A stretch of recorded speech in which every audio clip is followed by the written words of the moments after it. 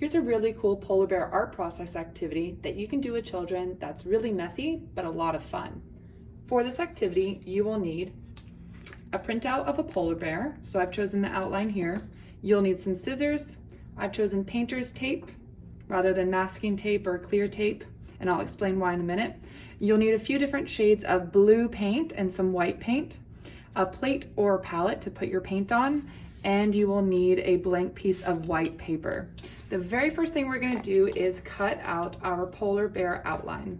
So for this activity, this is a really great starting point to have children practice their fine motor skills. When you're cutting out the polar bear, you wanna make sure that you're cutting along each edge quite closely, because this is going to allow for a better polar bear in the end result. So for younger children, this might be a little bit more difficult as their scissor skills are just developing.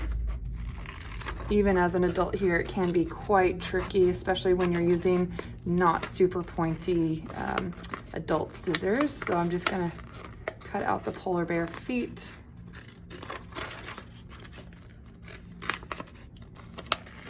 And I'll explain to you why I chose to use painter's tape for this activity. Eventually what we're gonna be doing after we cut out the polar bear is we're gonna tape it down to our white paper.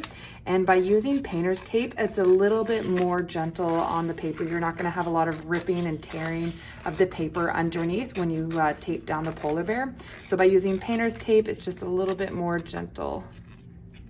But if all you have is clear tape, then that will work too. You just gotta be a little bit more careful. All right, we have our polar bear here. The very next thing we're gonna do is we are going to tape it to our white paper. So using our painter's tape, we are going to tape it down. Let's flip it over. And for this part here, you wanna just make little bubbles of tape. It's always a fun classroom trick.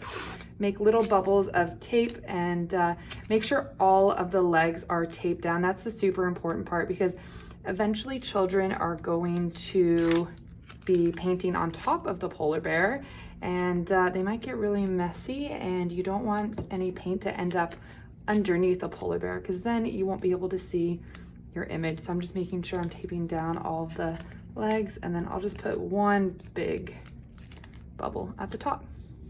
We're gonna flip it over, put it in the middle of our page. Great, make sure all of our tape is hidden.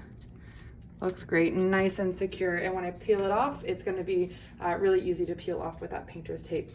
Next thing we're gonna do is take our paints and we are going to pour them onto our plate, just in little dollops. So I have lots of blues, lots of whites. I'll just dump a couple here to show you what it'll look like. So you wanna have lots of shades of blue too. I've got about 3 shades here because eventually you're gonna blend them together.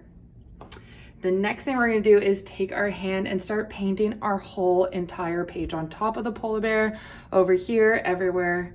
And just for time purposes and TV magic, I'm just gonna use a paintbrush. The use of fingers obviously is a very, very great tool for young children. They love finger painting, and this is a really great way to get them to explore artistically and to touch the texture of the paint. That's really cool. So we're gonna fill up this whole entire page. This is a really great activity to explore mixing of colors. You don't have to just paint in one way, like coloring up and down or side to side. You can really do whatever you want with it.